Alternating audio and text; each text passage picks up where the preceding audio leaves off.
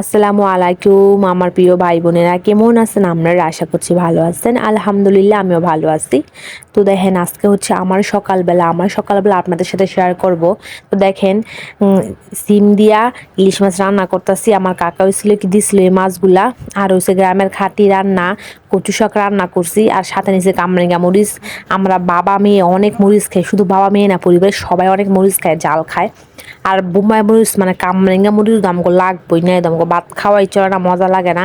প্রতি নলায় নলায় আমাকে কামরাঙ্গা মরিচ কামড়ায় কামড়ায় খাইতে হয়, নাহলে মজা লাগে না। মরিচ পাগল আমরা পুরা পরিবার, মরিচের ভর্তা মরিচ দিয়ে ভাত খেতে আমাকে সবার পছন্দ।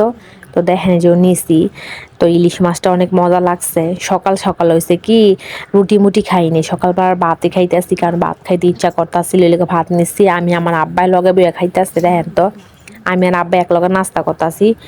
তো আব্বাই আমার ইলিশ মাছ দিতেছে, দেখেন কইতাছে মা তুমি বড়াই খাম, না আব্বা আমনে বড়ালন, কি না না মা তুমি বড়া খাও।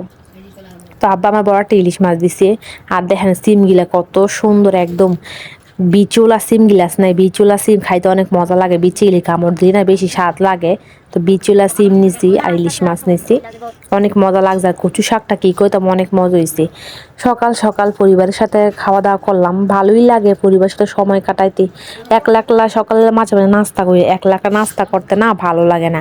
আর যখন বেশি মানুষের সাথে নাস্তা করি, মানে পরিবারের সবার সাথে, বিশেষ করে আব্বার সাথে, ছোট ভাই বোনগুলোর সাথে, তো অনেক কলা মজা লাগে খাইতে। একসাথে পরিবার গল্প করি খাই, সবারই ভালো লাগে, বুঝলেন না? একলা খাইতে কার ভালো লাগে? একলা কি চলা যায় নাকি? সবার সাথে চলা লাগে। তো পরিবারের সাথে সকাল সকাল অনেক গল্প করলাম। আর হয়েছে মেঘনা নদীর খাঁটি ইলিশ মাছ দেখাইছি, ইলিশ মাছটা অনেক মজা লাগছে, রান্নাটা পেট ভরে খাইছে। আলহামদুলিল্লাহ, সবাই ভালো থাকবেন।